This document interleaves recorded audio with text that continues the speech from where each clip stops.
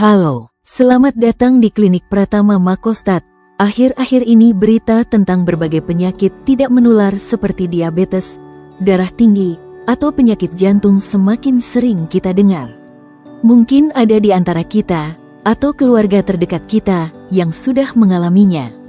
Penyakit-penyakit ini sering disebut sebagai silent killer karena terkadang datang tanpa gejala yang jelas di awal.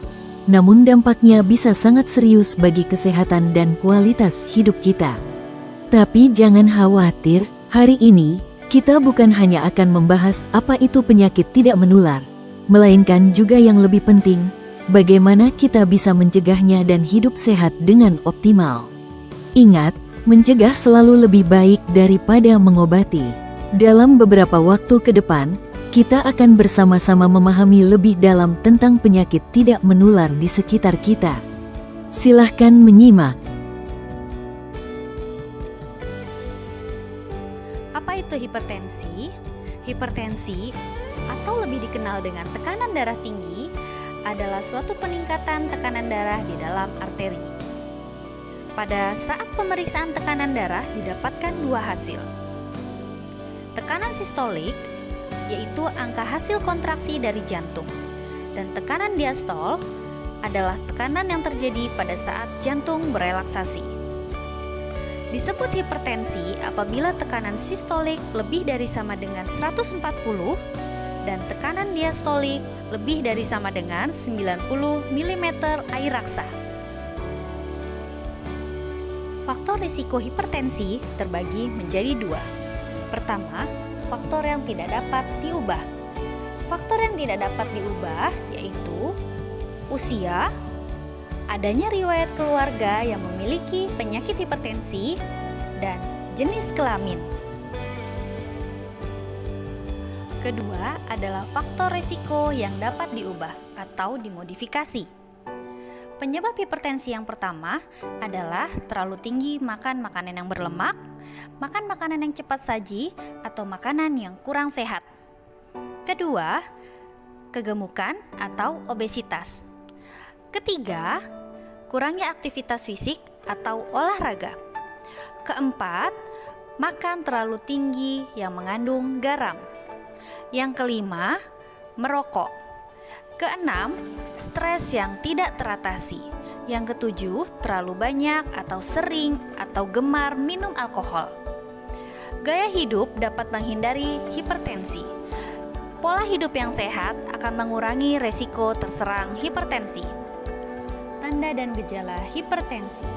Penderita hipertensi mungkin akan merasakan sakit kepala atau pusing, penglihatan yang kabur, mual dan muntah, jantung terasa berdebar, mengalami mimisan, merasakan sesak, terjadi gelisah, lemas atau kelelahan, atau merasakan nyeri dada.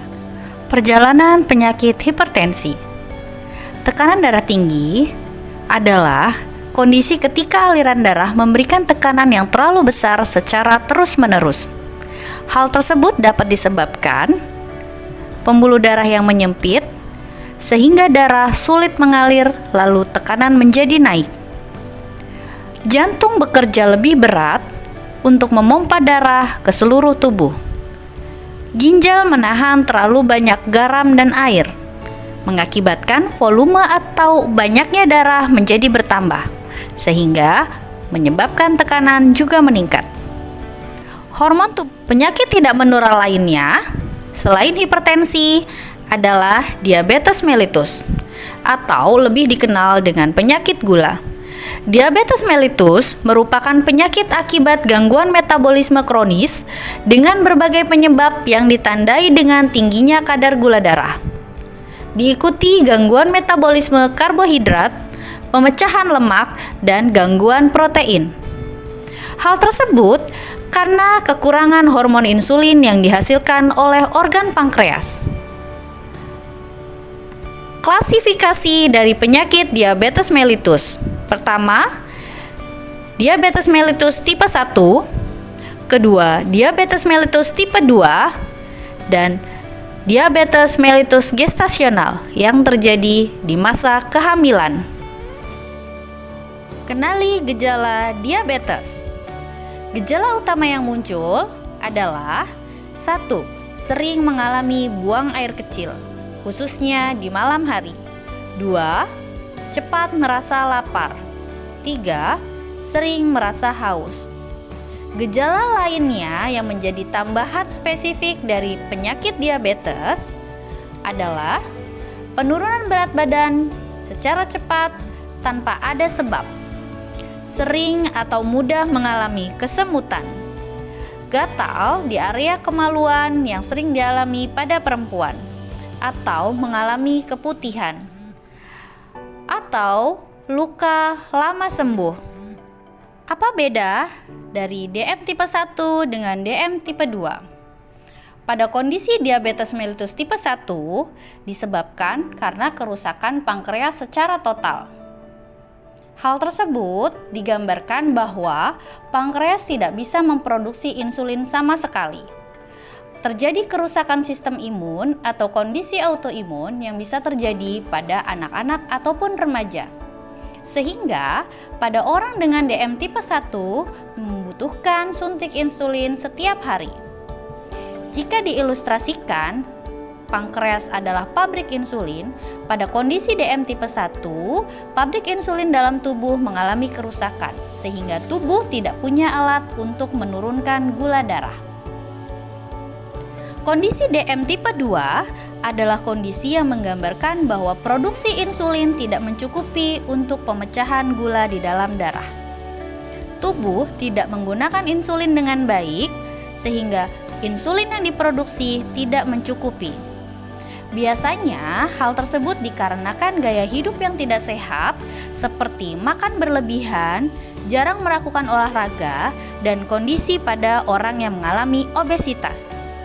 Umumnya muncul pada saat di masa dewasa. Pada kondisi ini, ibaratnya pabrik insulin masih ada, tapi insulin yang dibuat tidak bekerja dengan baik atau tidak mencukupi jumlahnya untuk mengurangi gula yang ada di dalam darah. Hanya 3 dari 10 penderita penyakit tidak menular yang terdeteksi. Selebihnya tidak mengetahui bahwa dirinya sakit karena penyakit tidak menular, tidak menunjukkan gejala dan tanda sampai terjadinya komplikasi. Pencegahan terhadap penyakit tidak menular adalah dengan menghindari kebiasaan buruk. Cara mengelola stres dengan langkah untuk mengurangi, mengatasi, dan mengendalikan masalah tersebut, serta dengan cara menghindari gaya hidup buruk seperti merokok, mengkonsumsi alkohol, dan seringnya mengkonsumsi makanan cepat saji. Pencegahan penyakit tidak menular lainnya adalah dengan jaga diri dengan gaya hidup sehat dan bersahaja, yaitu mengkonsumsi makanan-makanan yang sehat. Di dalam gizi seimbang harus mengandung zat karbohidrat yang terkandung dalam makanan pokok, sayuran, lauk pauk, dan buah-buah. Makanan sehat menyediakan energi dan nutrisi penting untuk fungsi tubuh yang optimal. Makanlah berbagai makanan yang bergizi, dengan kecukupan minum air putih, mengkonsumsi buah dan sayur setiap hari, mengupayakan memilih sumber pangan yang segar dan diolah dengan cara yang baik, membatasi konsumsi kecap, saus, penyedap rasa, terutama pemanis, pewarna, penyedap, perasa yang bukan tambahan alami. Budayakan membaca label sebelum memilih pangan dalam kemasan atau makanan siap saji. Penyakit tidak menular dapat dicegah dengan membatasi konsumsi gula, garam, lemak secara berlebihan. Tubuh membutuhkan karbohidrat sebagai energi. Energi akan terpakai untuk aktivitas tubuh seperti bernafas, bergerak, dan aktivitas lainnya. Perhatikan jika dalam minuman yang mengandung tinggi gula dengan takaran sekitar 4 sampai dengan 5 sendok makan, lalu ditambahkan dengan konsumsi karbohidrat lainnya, maka konsumsi dalam jumlah 1 hari sudah melewati batas yang dianjurkan. Batasi konsumsi garam atau natrium. Tubuh membutuhkan natrium untuk menjaga keseimbangan cairan tubuh serta membantu fungsi saraf dan otot. Mengkonsumsi garam tidak lebih dari 2000 mg per hari atau setara dengan 1 sendok teh. Batasi konsumsi lemak. Tubuh membutuhkan lemak untuk sumber energi dan melindungi organ di dalam tubuh, serta membantu penyerapan vitamin A, D, E, dan K. Sumber lemak diantaranya minyak goreng, santan, mentega, margarin. Membatasi produk minyak seperti membatasi dalam mengkonsumsi sehari sekitar 67 gram atau setara dengan 5 sendok makan atau setara dengan 603 kilokalori. Membatasi konsumsi gorengan dan santan kelapa. Jika kita mengkonsumsi 5 potong gorengan dalam sehari, lalu ditambahkan konsumsi sumber lemak lainnya, maka konsumsi lemak di dalam satu hari sudah melewati batas konsumsi lemak yang dianjurkan. Upaya peningkatan gaya hidup yang sehat adalah dengan melakukan aktivitas fisik dan olahraga, yaitu kegiatan tubuh yang menggerakkan otot rangka dan menghasilkan tenaga serta energi. Aktivitas fisik seperti menyapu, berkebun, mengepel, membersihkan rumah, mencuci, menyetrika, bermain di luar ruangan, dan lain-lain yang melibatkan aktivitas fisik. Aktivitas fisik yang baik dilakukan secara teratur. Diperlukan 3-5 kali dalam seminggu dengan waktu paling sedikit 150 menit per minggunya. Upayakan selalu bergerak, tidak duduk selama 2 jam terus-menerus, dan melakukan langkah 10.000 langkah per hari. Atau melakukan olahraga mandiri di rumah dengan cara seperti jalan cepat dengan durasi 30-45 menit per hari. Naik turun tangga sekitar 10-15 menit, melakukan jumping jacks atau loncat selama 3-5 kali per menit, melakukan wall push up antara 2-3 kali set dengan durasi 10-15 kali pengulangan per setnya. Lakukan 2-3 kali dalam seminggu, atau kita dapat melakukan squat atau melakukan permainan hula hoop. Upaya terpenting dalam pencegahan penyakit tidak menular adalah menghindari kebiasaan merokok. Kebiasaan merokok akan menyebabkan kita mengalami penyakit paru-paru atau gangguan kesehatan. Asap rokok atau residu bisa menyebabkan timbulnya perokok pasif, sehingga carilah tempat-tempat yang aman dengan kawasan bebas asap rokok. Tips berhenti merokok. Ingat, start 1, set. Tetapkan kapan Anda mulai berhenti merokok. 2. Tell, ceritakan kepada teman, keluarga, dan lingkungan bahwa Anda berhenti merokok. 3. Anticipate atau antisipasi. Hindari waktu, godaan, keinginan untuk merokok. 4. Remove, jauhkan rokok, korek api untuk menghindari inisiatif melakukan merokok. 5. Talk, konsultasikan ke klinik terdekat. Hindari obesitas dengan menjaga indeks massa tubuh secara ideal.